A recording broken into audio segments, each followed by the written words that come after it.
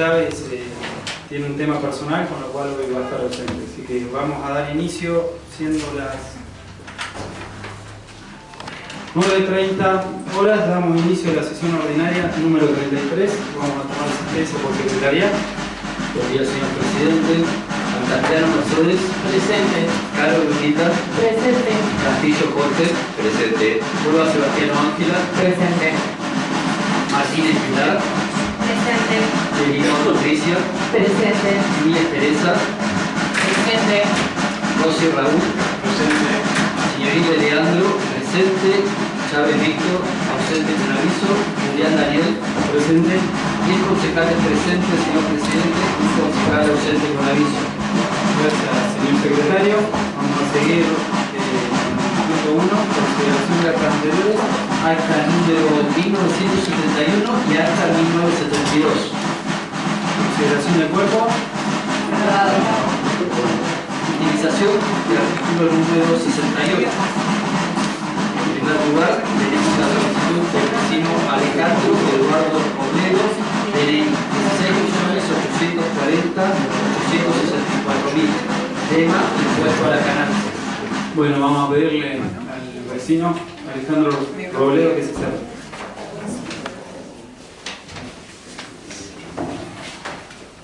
Buenos días a todos y a todas. Buen día, Alejandro. Bueno, ya has hecho uso en otro momento del artículo 68, solo a modo formatario para que queden actas. Tenés 20 minutos para hablar sobre el tema. Te tenés que presentar con nombre completo, número de documento y desplazarte sobre el tema. Cualquier concejal que quiera hacer una consulta lo hará a través de la presidencia. Gracias. Bien, Alejandro Eduardo Robledo, DNI 16.840.864, secretario general de Ateneo Zapala. Bien, bueno.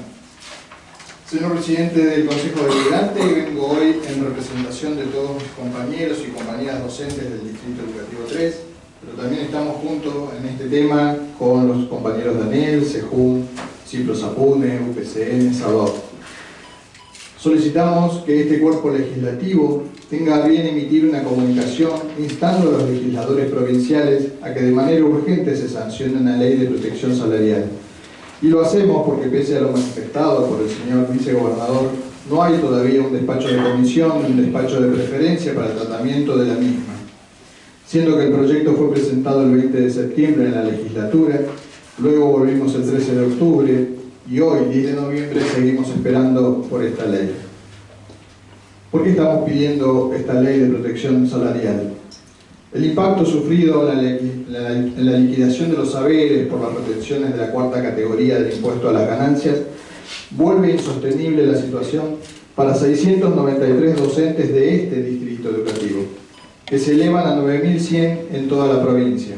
A principio de año, como dato, éramos 2.000 los docentes alcanzados por este impuesto. Como sindicato hemos planteado en reiteradas oportunidades que el salario no es ganancia. Más bien, no debería gravarse a quien no tiene capacidad contributiva, como hoy ocurre. En nuestra provincia, cobramos adicionales por zona debido a los mayores costos y a condiciones relacionadas con el acceso limitado a medios de transporte, hospitales, altos costos por zonas turísticas o altos ingresos provenientes de la explotación hidrocarburífera. Los mínimos establecidos para el resto del país son totalmente insuficientes y afectan y desalientan el desarrollo de nuestra actividad. Es por ello que solicitamos con carácter de urgente el tratamiento y la solución definitiva de este golpe al salario.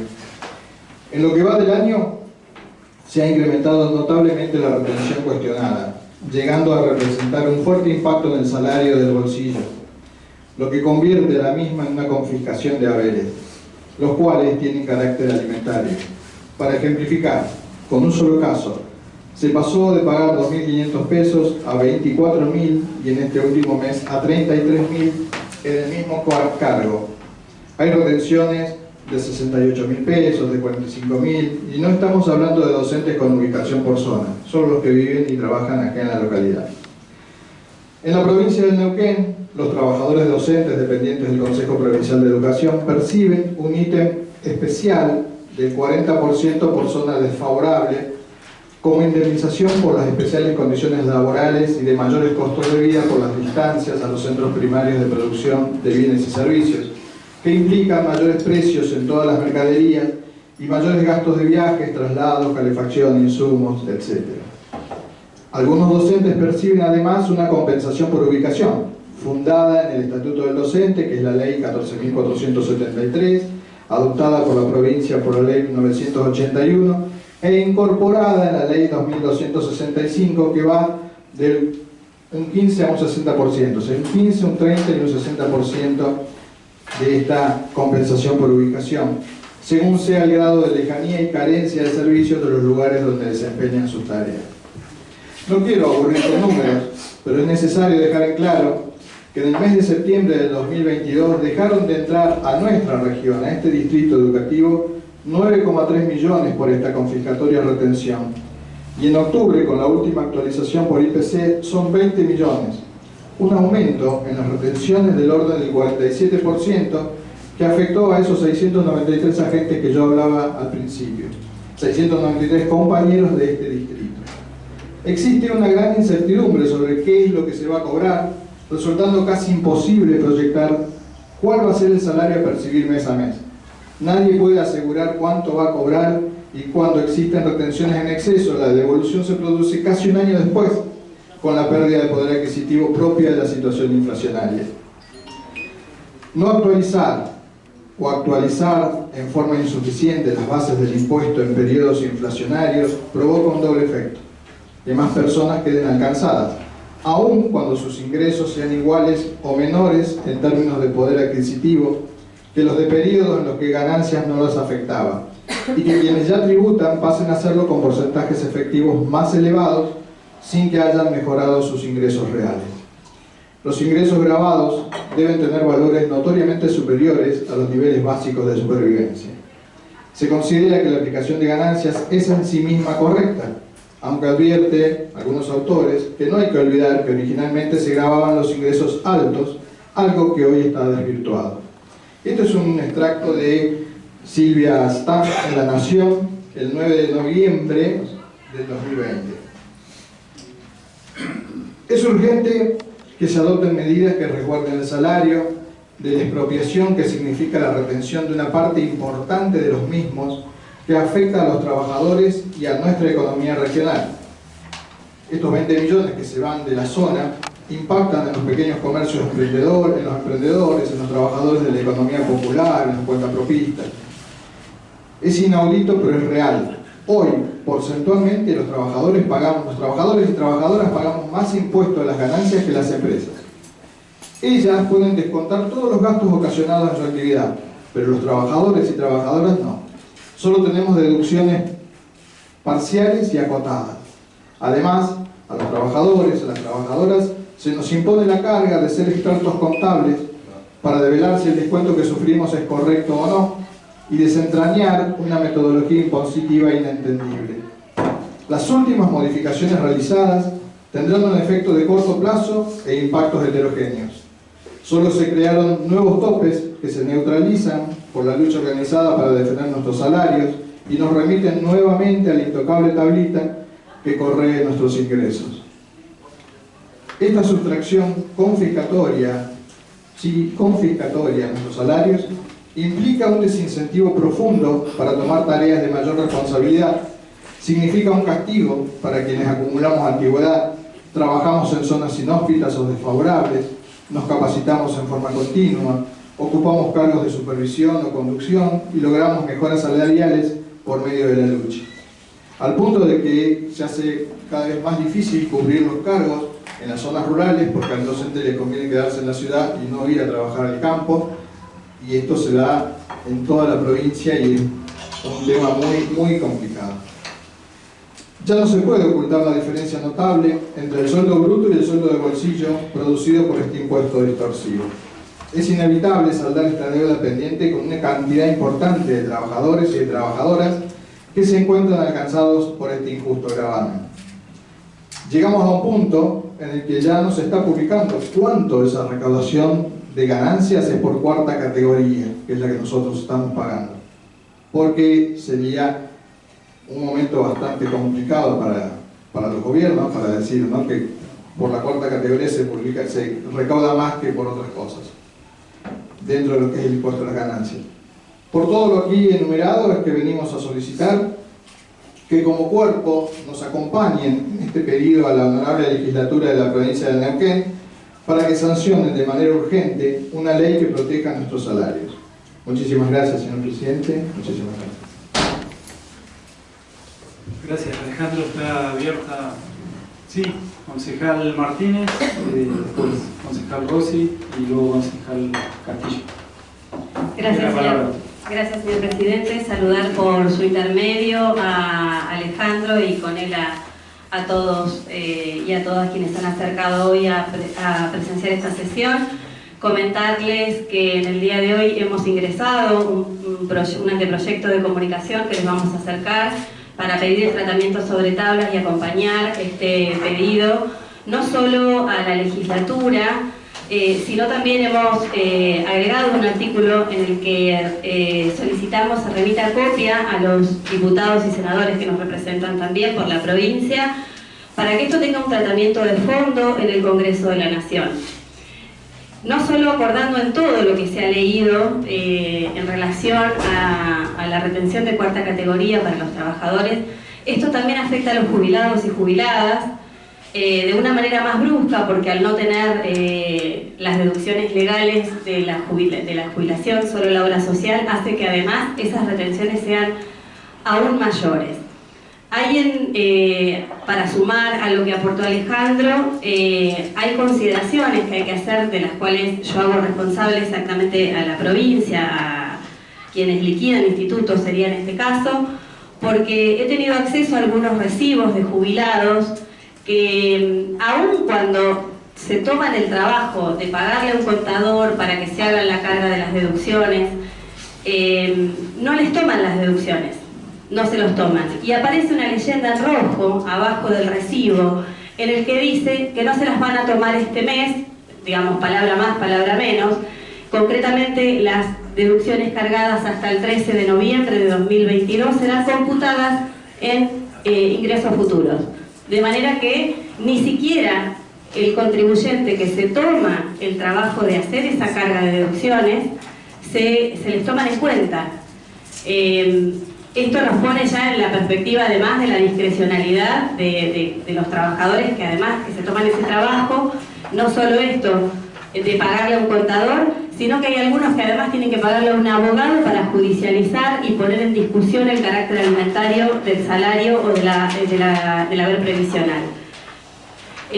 Para no andar en detalles, acordar en todo, y les vamos a acercar el proyecto que hemos presentado hoy, que vamos a pedir el tratamiento sobre tablas para que salga esta semana a la legislatura y a los representantes en el Congreso Nacional por la provincia de Neuquén, sino que además agregar que a todo lo que se dijo, que el impuesto a las ganancias en este caso está funcionando en un sentido absolutamente contrario al de creación del impuesto. Es un impuesto progresivo que funciona hoy de una manera absolutamente regresiva, porque no solamente los trabajadores en relación de dependencia tienen que soportar ahora esta retención, sino que además somos los que soportamos, los consumidores finales, los incrementos a través del IVA en los alimentos, porque los comerciantes, no solo que además, y los empresarios, no solamente que además el impuesto tiene un carácter real porque les permite deducir muchos más gastos que los acotados que les permite la ley a las personas en relación de dependencia, que